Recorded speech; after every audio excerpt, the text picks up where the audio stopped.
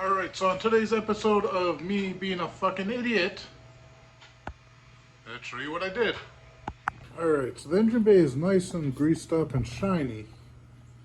And it's not supposed to be. So because I have the leak on the oil pan, and I wanted to drive the car and see what other issues there might be, I drove the car 40 miles to work. And when I was at work, the oil was low, so I bought some oil and put it in. So, normally you take this cap off, and I just set it right there and I pour the oil in. Well, after I put the oil in, I got distracted with talking to somebody, and when I got done talking to them, I went ahead and closed the hood. Guess what I forgot? The oil cap. See how nice the manifold looks? That's because it's covered in oil. There's oil on how shiny that is over there. That's because of oil. This shiny area on the paint is because of the oil. That's what it looked like before. That's what it looks like shined up. Valve cover. You can see how nice and shiny it is because of the oil. You can see how this is what it looked like before the oil. All inside here, all in the cracks. So I wiped it down best I could with a rag and some Simple Green or some kind of degreaser. And it doesn't seem to be doing the trick. I think what I have to do is spray the entire engine bay down with degreaser. Spray it with some water too.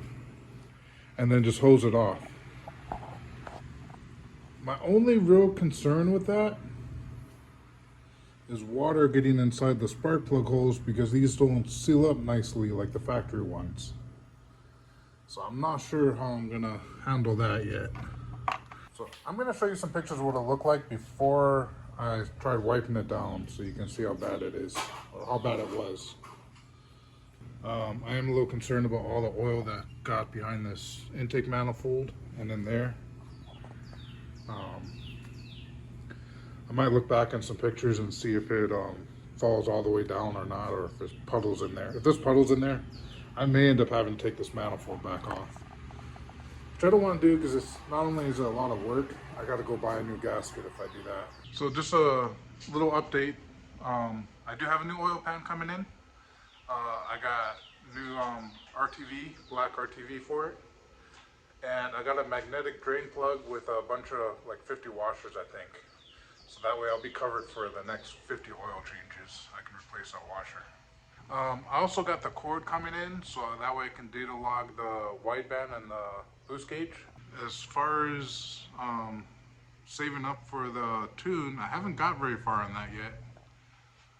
Because I'm having to buy this other stuff, isn't helping. So I still got a ways to go to save up to get that 400. I think the way the bills are worked out, I can probably do it in the next 2 months without touching any kind of savings or credit cards. But another option I could speed up that process is I could maybe sell something. And no, I'm not talking about the car like the last video. I still haven't decided on that. Some things I might be able to sell to get to it. Don't think I want to sell my gimbal or my Sony ZV-1, which, if you haven't noticed, I don't put any effort into most of these videos. This is all filmed on a cell phone, of course, but if I want to do something a little nicer, I'll film it on this, and then I got a gimbal for it.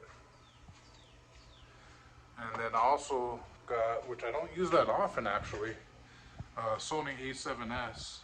I got a Red King stabilizer for it. I got it on a 35 1.8 lens. And so I don't really use that for video. The issue with that being full frame and the focus isn't the greatest is you can't manual focus on the stabilizer. I mean, I guess you could, but it's harder. You can autofocus it, but then it sometimes hunts a little bit. And I know the ZV-1's gonna give me the shot every time. I don't get the depth of field, which is actually fine because I shoot video. I don't do a real shallow depth of field because I want my subject in focus.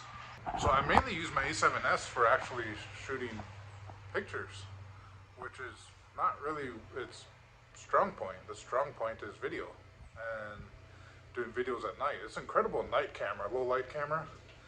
That thing is awesome. I know you're not here to listen to camera crap and things I might sell. You're just waiting for a video of this car to go. That was overly dramatic, I know.